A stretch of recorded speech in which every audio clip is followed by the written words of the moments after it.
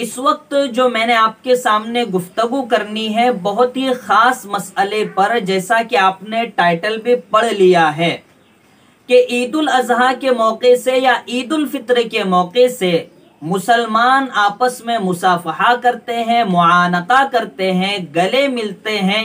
اور ایک دوسرے کو عید کی مبارکبادی پیش کرتے ہیں۔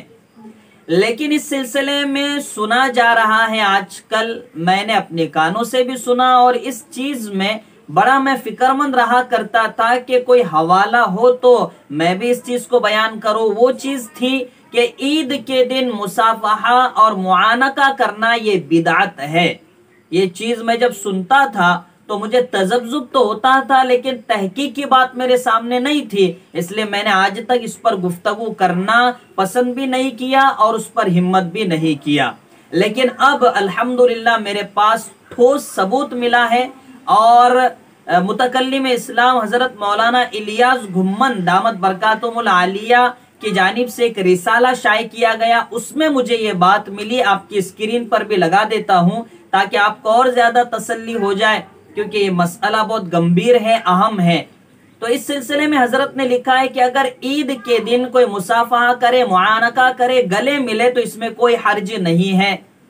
ہاں، حرج کب ہوگا؟ جب انسان اس کو سنت سمجھ کر ادا کرے گا، ملاقات کرے گا، معانقہ کرے گا اور یہ سمجھے گا کہ یہ سنت ہے، تب اس میں حرج ہوگا، اس کے جواز میں شک آئے گا۔ لیکن اگر کوئی شخص عید کی خوشی کے موقع سے اپنے مسلمان بھائی سے مصافحہ کر رہا ہے، معانقہ کر رہا ہے، تو اس میں کوئی حرج نہیں ہے، بلکہ درست ہے، جائز ہے۔ اس طریقے کا کتابچہ حضرت متکلم اسلام مولانا الیاس گھمن دامت برکاتہم العالیہ کی جانب سے شائع کیا گیا، اور میں بڑا خوش ہوا کہ ایک چیز جو بہت ہی زیادہ ہمارے معاشرے میں غلط طریقے سے رائج کی جا رہی تھی کہ یہ بدعت ہے، بدعت ہے، تو اب